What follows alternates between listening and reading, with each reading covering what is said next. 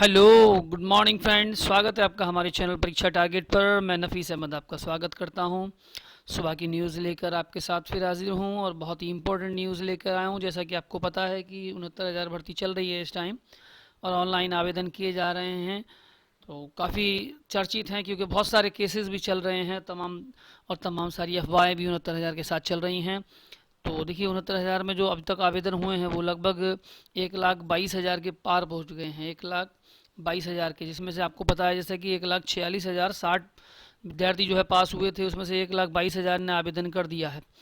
और देखिएगा सबसे बड़ी बात यह है कि जब अभी 68,500 हुई थी तो उसमें 6,127 विद्यार्थी जो थे वो बाहर हुए थे और इस बार जो है 77,060 विद्यार्थियों के बाहर होने का पूरा चांस है। यानी देखिए जैसा कि सब लोग कह रहे थे कि साहब 90-97 पे जो पास है वही खास है, सबको नौकरी मिलेगी।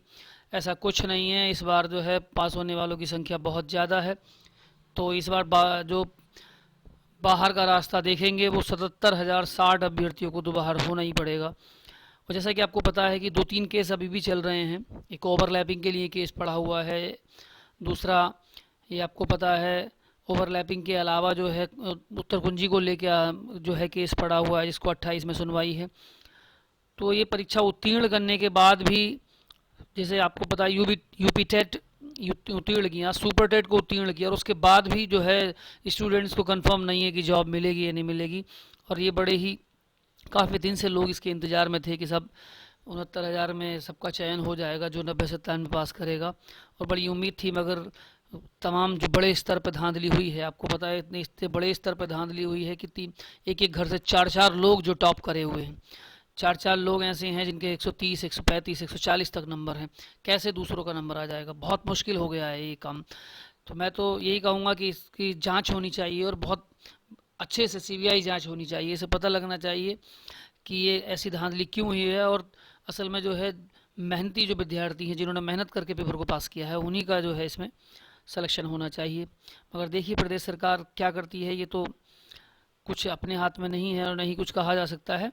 लेकिन फिर भी जो है मुद्दा उठाना आपका काम है और आगे देखिए शासन तय करेगा कि क्या मानक होंगे क्या नहीं होंगे। तो जैसा कि आपको पता है कि अब तक जो है लगभग 1,22,000 आवेदन हो चुके हैं। दूसरा देखिएगा, अब जो 69,000 में जो अब सुनवाई है तो वो है 28 तारीख को। यानी कि 69,000 में शिक्षक भर्ती मामले में सुनवाई 28 तारीख को है हाई कोर्ट की लखनऊ पीठ में। सहायक शिक्षक के 69,000 पदों पर भर्ती मामले में उत्तर कुंजी पर आपत्तियों से संबंधित विवाद को लेकर दायर याचिका में पेश की गई चयन प्रक्रिया को फिलहाल स्थगित करने पर अर्जी 28 को है। ये जो चयन प्रक्रिया चल रही है इसको पोस्टपोन किया जाए और जो है इसको सरकार से जो है 27 मई तक हलफनामा मांगा है। अब देखना है।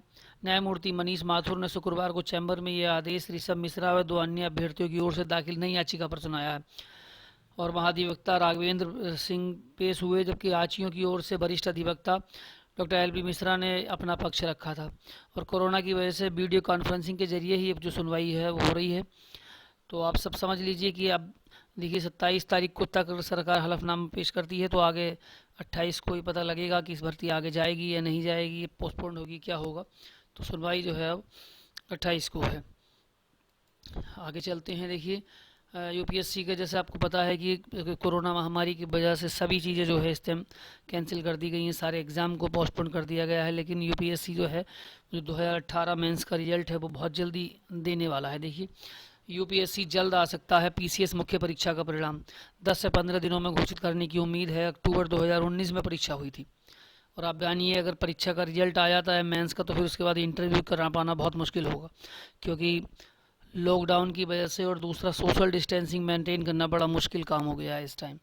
यानी लॉकडाउन के दौरान उत्तर प्रदेश लोक सेवा आयोग ने कई परीक्षाओं में के परिणाम जारी कर दिए हैं, लेकिन पीसीएस 2018 की मुख्य परीक्षा का परिणाम अब तक नहीं आया और यूपीएससी जल्द ही परीक्षा का परिणाम जारी कर सकता है। आयोग में परीक्षा परिणाम तैयार करने का काम जो है वो अंतिम दौर में है और उम्मीद है कि परीक्षा परिणाम 10 से 15 दिनों में आ सकता है। और परीक्षा जो है वो अक्टूबर 2018 में हुई थी और आयोग ने 5 माह बाद 30 मार्च 2019 को प्रारंभिक परीक्षा का परिणाम घोषित कर दिया था, जिसमें 19,096 अभ्यर्थियों को सफल घोषित किया था और पीसीएस के 988 पदों पर भर्ती के लिए मुख्य परीक्षा का जो परिणाम है वो 2019 में कराई गई थी। उसका जो आयोग में मार्च और अप्रैल में परिणाम घोषित करने की तैयारी थी, लेकिन लॉकडाउन के कारण आयोग ने वो सब नहीं कर पाया। तो आगे देखिएगा, ये बहुत प्रॉब्लम, क्योंकि जब से लॉकडाउन को 2 महीने से भी ज़्यादा हो गए हैं, अब 69,000 में संशोधन का मौका नहीं है। इसे 69,000 में बड़ी मांग है बहुत सारे विद्यार्थियों की, जिनके मोबाइल नंबर में प्रॉब्लम है, जिसके सीरीज में प्रॉब्लम है, जिसके और कुछ थोड़ी कुछ अंक भरने में समस्या हो गई। तो आप ये समझ लीजिएगा, संशोधन का अभी तक तो मौका मिला नहीं है। और प्रशासन ने, देखिए शासन देगा या नहीं देगा, इस बात का तो अंदाज़ा लग नहीं रहा, क्योंकि आज 24 है और 2 ही दिन बचे हैं, और अब तक देखिएगा 1,22,000 आवेदन हो भी चुके हैं। तो ये बड़ा मुश्किल हो गया है कि अब बेसिक शिक्षा परिषद ने मांग की थी कि अभ्यर्थियों को कार्यालय बढ़ाने की अनुमति नामंजूर कर दी जाए। और दूसरा, ये सारी चीज़ें जो हैं असल में मांग इसलिए हैं, जैसा कि पिछली बार 68,500 में हुआ था कि उसमें जो है परीक्षार्थियों को ऑफलाइन जाकर मोबाइल नंबर संशोधन करने का मौका मिल गया था, लेकिन इस बार जो है अभी तक तो ऐसा कुछ नहीं हुआ है। और पीएनपी अभी तक मूड में भी नहीं लग रहा कि ये इसमें मौका देगा इनमें, मगर विद्यार्थियों को, क्योंकि ये तो जो ह्यूमन एरर है, मानव भूल समझकर इसका मौका तो देना चाहिए। मोबाइल नंबर संशोधन का तो एटलीस्ट मौका मिलना चाहिए, और अगर मौका मिलता है तो इसमें कम से कम 8-10 हज़ार विद्यार्थी जो हैं वो इसमें फंसे हुए हैं। तो देखिए अभी कितने कहाँ तक संख्या पहुँचती है, 2 दिन बाकी हैं संशोधन का। अगर मौका मिलेगा तो आपको संख्या पता लगेगी, 1,46,000 के 1,46,000 ही आवेदन करते हैं या और कितने करते हैं। ये सारी चीज़ तो है, सोचने पे पता लगेगा, मगर अभी तक तो जो देख के लग रहा है कि 1,22,000 आवेदन हो चुके हैं, जो अभी तक 18 से अब तक 6 ही दिन हुए हैं। अब आगे देखिए क्या होता है, ये तो संभावना जो है मुझे कम लग रही है। अब देखिए, जो जून में एसएससी की जितनी परीक्षाएं थीं उनको स्थगित करने के आसार लग रहे हैं। देखिए, एसएससी की जून में प्रस्तावित 5 परीक्षाएं हो सकती हैं स्थगित, यानी कोविड-19 महामारी के चलते लॉकडाउन में कर्मचारी चयन आयोग को जून में प्रस्तावित 5 परीक्षाओं पर संकट खड़ा हो गया।